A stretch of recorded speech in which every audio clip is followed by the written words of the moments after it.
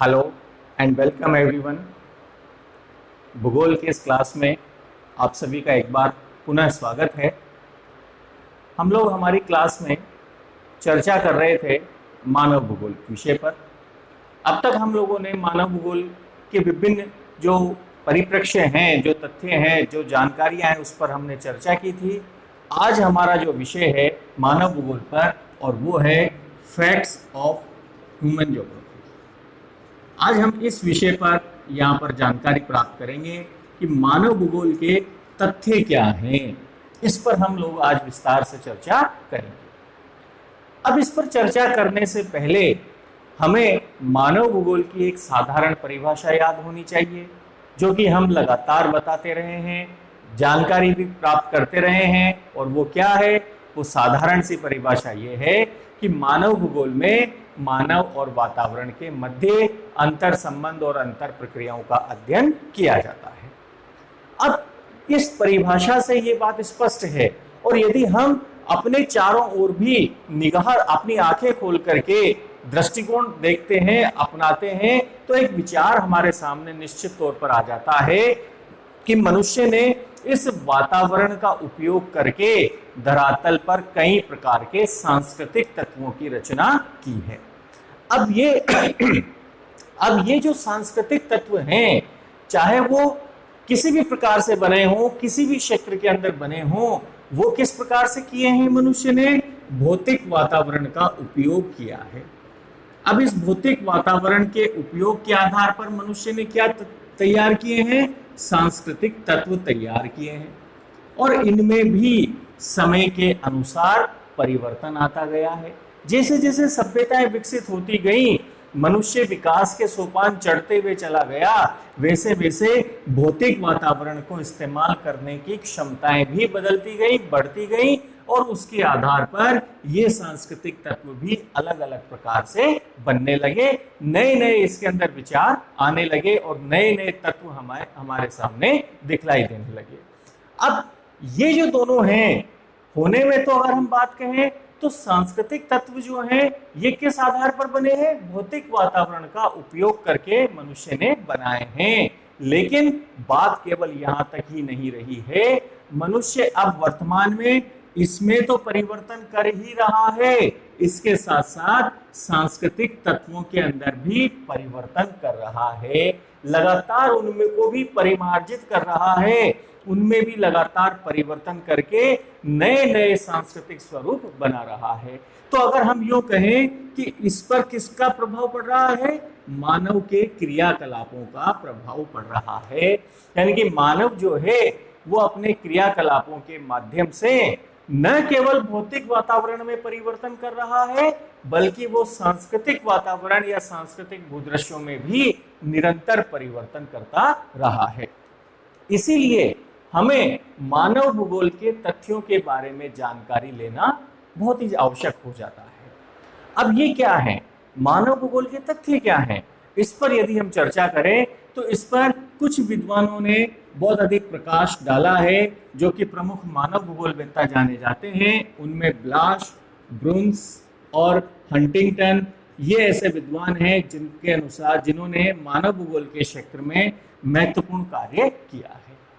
तो इन विद्वानों ने जो भी मानव भूगोल के तथ्यों पर चर्चा की है, उन पर हम एक एक पर अब विस्तार से चर्चा करते हैं। तो हम सबसे पहले बात करते हैं ब्लाश ने के अनुसार कि ब्लाश ने मानव भूगोल के क्या क्या तथ्य बतलाए हैं। हम इस पर चर्चा अब करते हैं।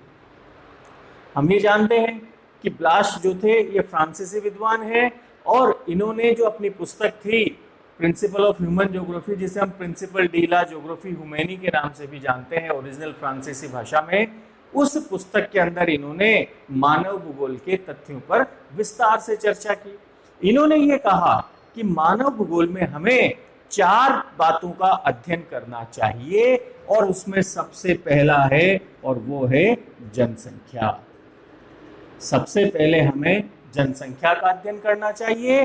दूसरा उन्होंने बतलाया सांस्कृतिक तत्व, हमें इसका भी अध्ययन करना चाहिए। तीसरी बात उन्होंने कही, और वो कही है परिवहन पर।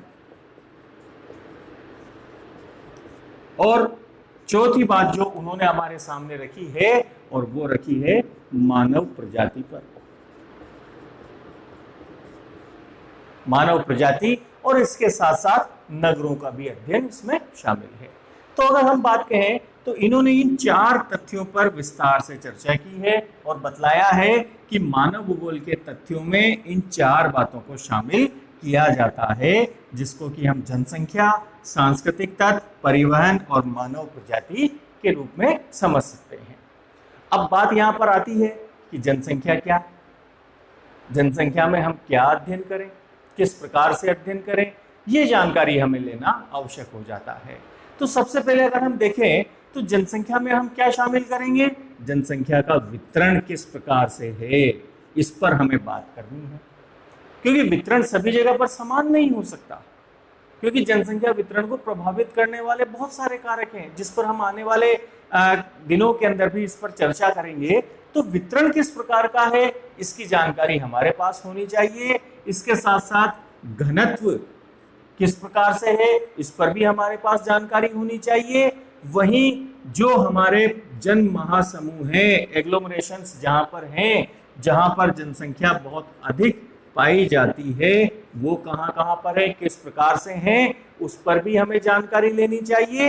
और उसके साथ साथ सबसे महत्वपूर्ण है वो है मानवीय क्रियाकलाप, ह्यूमन एक्टिविटीज, कि मनुष्य किस प्रकार की गतिविधियां कर रहा है, आर्थिक गतिविधियां, चाहे वो प्राथमिक, द्वितीयक, तृतीयक या चतुर्थक या पंचमक, जिस भी प्रकार की क्रियाएं वो कर रहा है, हमें उसके बारे में जानकारी इस जनसंख्या के अंतर्गत लेनी चाहिए।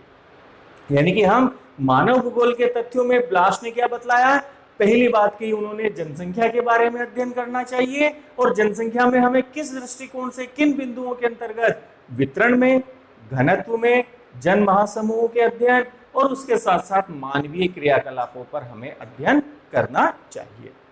अब उसके बाद दूसरा तत्व आता है, वो है सांस्कृतिक तत्व। सांस्कृतिक तत्व क्या है, ये बात हम जानते हैं अच्छी तरह से, हम पहले भी इस पर चर्चा कर चुके हैं कि सांस्कृतिक तत्व किस प्रकार से बने हैं। मनुष्य ने भौतिक वातावरण की शक्तियों का उपयोग करके अपने क्रियाकलापों से सांस्कृतिक तत्वों का निर्माण किया है।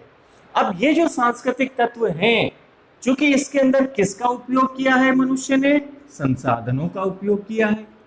प्राकृतिक वातावरण का उपयोग करने का अर्थ क्या है अपने आप में, संसाधनों का उपयोग। तो ये जो संसाधनों का उपयोग किया है, उस आधार पर ही जो भी यहाँ पर सांस्कृतिक संरचनाएं बनी हैं, उनका भी अध्ययन हमें करना चाहिए। और उसके पहले हमें इन संसाधनों का वितरण और जो इनका प्रारूप है, वितरण प्रारूप, और कहाँ पर कितनी कितनी मात्रा में ये मिल रहे हैं, इसके ऊपर हमें जानकारी लेनी चाहिए। तो सांस्कृतिक तत्व में किन बातों को लिया, संसाधनों को हमने इसके अंतर्गत शामिल लिया। वहीं उसके साथ साथ इसमें एक तथ्य और शामिल उन्होंने किया, और वो था सभ्यता का विकास।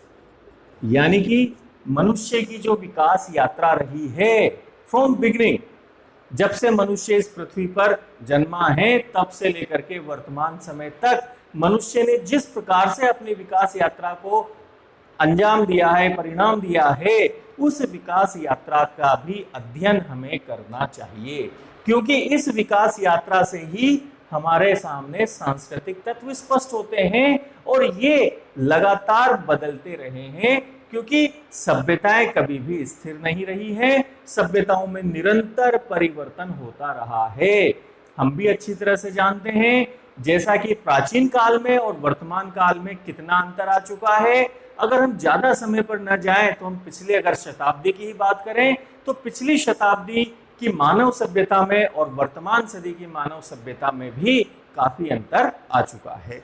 तो हमें हमारे अध्ययन के अंतर्गत, मानव भूगोल के इस अध्ययन के अंतर्गत सांस्कृतिक तत्वों का अध्ययन भी शामिल करना चाहिए। तीसरी बात जो आती है वो आती है परिवहन। अब परिवहन में क्या, हम जानते हैं परिवहन क्या है, आवागमन के साधन। अब आवागमन के साधन समय के अनुसार बदलते रहे हैं और विभिन्न प्रकार के रहे हैं, चाहे वो सड़क मार्ग हो, रेल मार्ग हो, जल मार्ग हो, वायु मार्ग हो, किसी भी प्रकार के हों। देश काल और परिस्थिति के अनुसार इनका उपयोग और इनके जो क्षमताएं हैं वो सभी बदलती रही हैं। तो हमें मानव भूगोल के अंदर भी इनका अध्ययन करना चाहिए। इस पर वातावरण का प्रभाव साफ साफ दिखाई देता है। यदि कहीं पर रेल परिवहन के लिए उपयुक्त दशाएं नहीं है तो वहां सड़क परिवहन उपयुक्त हो सकता है। अंतरराष्ट्रीय व्यापार में जल परिवहन की भूमिका सर्वाधिक महत्वपूर्ण है, वहीं तीव्रगामी परिवहन के अंदर वायु परिवहन की भूमिका महत्वपूर्ण है। लेकिन डोर टू डोर ट्रांसपोर्टेशन के लिए रोड ट्रांसपोर्टेशन सबसे ज्यादा महत्वपूर्ण है। तो कहने का अर्थ यह हुआ कि हम परिवहन के साधनों के बारे में भी जानकारी इसके अंतर्गत लेते हैं। उसके बाद ब्लाश ने चौथा जो तथ्य बतलाया मानव भूगोल के अंतर्गत, उसके ऊपर बात की, वो थी मानव प्रजाति। अब मानव प्रजातियां क्या है? हम ये देखते हैं कि पूरे विश्व में हम सभी जितने भी यहाँ पर मानव निवास करते हैं, हमारी आंतरिक संरचनाएं एक जैसी हो सकती हैं, लेकिन हमारी बाह्य संरचनाएं अलग अलग प्रकार की हैं। आज हम एक जगह से जब हम दूसरी जगह पर जाते हैं या कोई दूसरी जगह का व्यक्ति हमारे यहाँ पर आता है तो हम कई बार पहचान जाते हैं केवल उसका बाहरी आवरण को देख करके ही कि ये हमारे यहाँ का नहीं है। इसका मतलब उसमें कुछ ना कुछ परिवर्तन हमें दिखाई दिया है। तो उस परिवर्तन, जो शारीरिक परिवर्तन हो रहा है, उसके आधार पर जब हम अध्ययन करते हैं तो उसको हम क्या कहते हैं? मानव प्रजाति के रूप में बात कहेंगे। और मानव प्रजाति का अध्ययन भी अपने आप में बहुत ही ज्यादा महत्वपूर्ण है, क्योंकि इसके अंदर भी मनुष्य की शारीरिक संरचना और बनावट पर भी वातावरण का प्रभाव पड़ता है। तो इन चारों तत्वों के आधार पर उन्होंने, ब्लाश ने मानव भूगोल के तथ्य निर्धारित किए हैं और बतलाया है कि मानव भूगोल के अंतर्गत जनसंख्या, सांस्कृतिक तत्व, परिवहन और मानव प्रजाति, इन चार तथ्यों का अध्ययन प्रमुख रूप से किया जाता है। Is that clear? अब उसके बाद में जो बात इन्होंने कही नेक्स्ट, ब्रुन्स ने या हंटिंगटन ने, उस पर हम अपनी अगली क्लास के अंदर चर्चा करेंगे। आप इसी प्रकार बने रहिएगा। Thank you very much.